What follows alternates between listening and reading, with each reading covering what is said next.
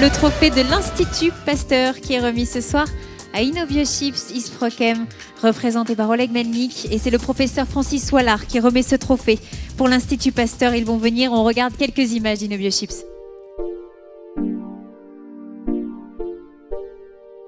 L'équipe Chimie et Biologie du cancer est rattachée à une unité de recherche du CNRS qui s'appelle l'unité UMR 8161, qui a ses locaux dans l'Institut de Biologie de Lille, un institut qui a été construit sur le campus de l'Institut Pasteur de Lille. L'équipe Chimie et Biologie du cancer est constituée d'environ 30 personnes, avec un nombre égal de chimistes et de biologistes. Et nous travaillons depuis plusieurs années à la manipulation de biomolécules pour des applications soit de diagnostic, soit biologiques.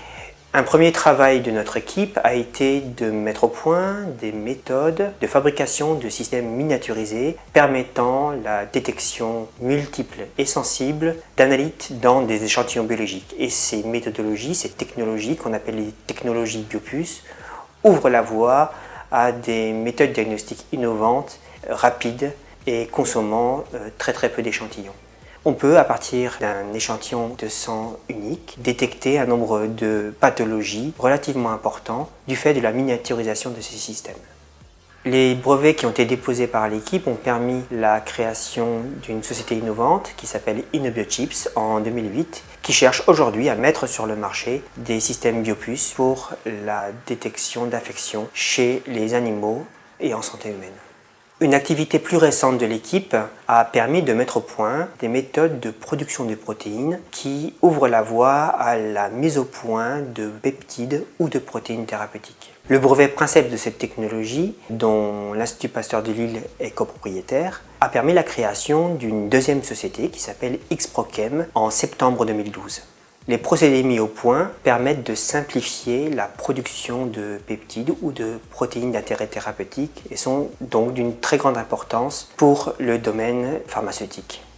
Cette société commercialise les consommables pour la mise en œuvre des procédés et met également son expertise au service de sociétés pharmaceutiques pour les aider à développer les futures protéines thérapeutiques en cours de développement. Oleg Melnik, un chercheur qui cherche à valoriser les travaux et transformer cela en débouchés industriels, c'est rare. Qui crée deux sociétés, c'est encore plus rare. Qu'est-ce qui vous a poussé dans l'industrie, finalement ? La valorisation de nos travaux est une spontanée chez nous depuis de nombreuses années.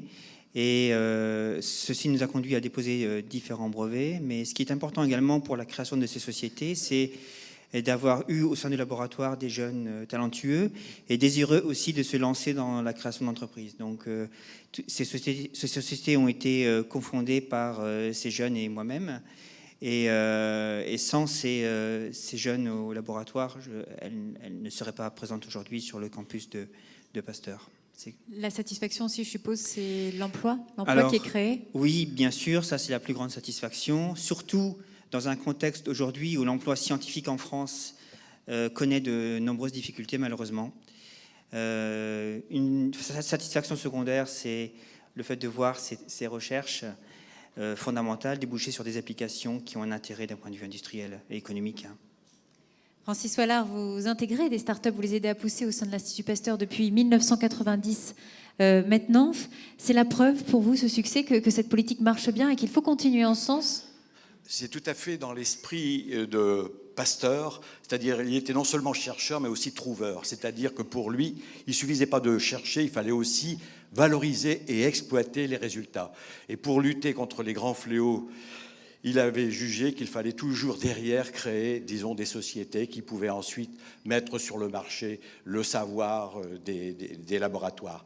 Et je crois qu'ici, nous avons l'illustration de ce transfert d'un savoir académique vers des sociétés qui va donc créer de l'emploi et une richesse économique. Et je crois que nous répondons aux souhaits exprimés par Pasteur il y a plus de 120 ans. Merci Francis Wallard, vous allez pouvoir lui remettre le prix. On peut applaudir, on va pouvoir applaudir une deuxième fois puisque sachez que Oleg Melnik est également coup de cœur et il est le coup de cœur ce soir de la Société Générale. C'est donc Bertrand Isnard, le directeur régional de la Société Générale qui va nous rejoindre.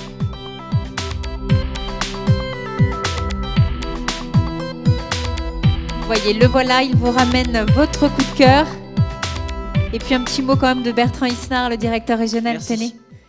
Pour ce coup de cœur, qu'est-ce qui vous a séduit chez Inubiochips et Isprochem? C'est l'innovation? Eh bien, vous l'avez dit, c'est l'innovation. L'innovation fait partie de nos gènes à la Société Générale. Vous le savez peut-être pas, mais nous fêtons cette année nos 150 ans. On avait commencé par financer la Tour Eiffel, qui s'est révélé un beau succès. Ce sont donc 150 ans d'engagement au service de l'innovation. Et nous tenons à saluer chez nos lauréats cette innovation fulgurante au service de la société dont nous souhaitons rester les partenaires dans la durée.